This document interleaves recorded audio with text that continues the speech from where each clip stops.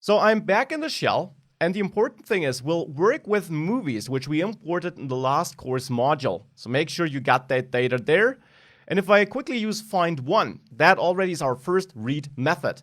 findOne does what the name suggests. It finds exactly one document. You can pass a filter to it, and we will learn about filters later to define which one document that should be, but then it will always find the first matching document. If you specify nothing, it will look through all documents and simply give you back the first document in your collection. If you specified some filter, like age 30, which will not work here because we have no age field, but if you specify something like this, it would give you the first document where this condition is met. So empty curly braces or no curly braces at all will simply give you back the first document. Please note that this also does not give you back a cursor, but only one document, which it instantly loads. Now, this is the shape of the data in our movies collection. This is data about TV series, and maybe we should have named it series therefore, but now it's movies. And there you see we got a couple of fields, like the name, which type it is, language, some genres, if it's still running or already ended, the runtime, when it premiered, and well, that should be all pretty self-explanatory. There is a bunch of data for us to play around with, and that is exactly what we'll do. So this was findOne. Now let's say we want to find one document, but we want to find one different document. For that, let's first of all have a look at the alternative to findOne, which is find. Now find like this will give us back a cursor, as you learned, and we'll care about cursors later. For now, let's just accept it. Pretty is a method we can change to get a prettier output. Now this theoretically gives us all documents, but since it gives us a cursor in the end, it does not give us all documents to avoid querying the database or the collection for all documents. In the shell, we just get back the first 20 documents.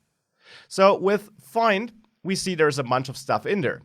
And for example, there is the last ship series. And why don't we try to find this with either findOne or find? Well, to do this, we will need a filter.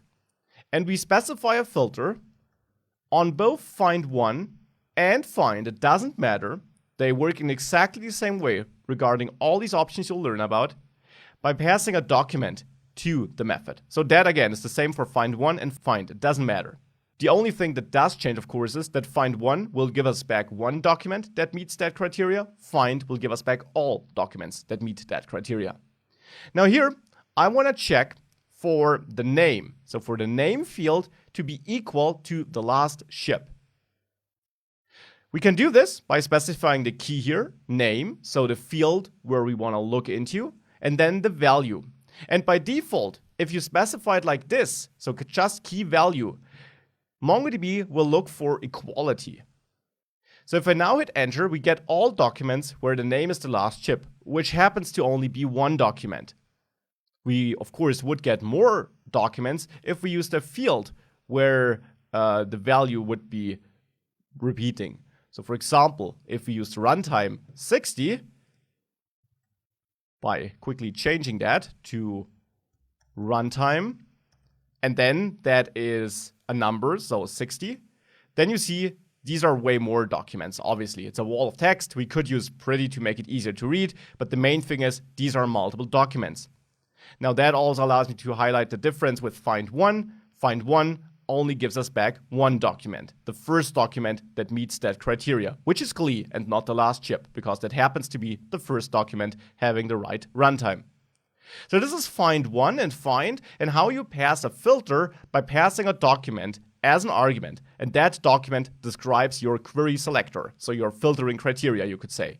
Here we use equality, but of course, as I already mentioned, there are way more ways of filtering and way more operators. So let's dive into these operators.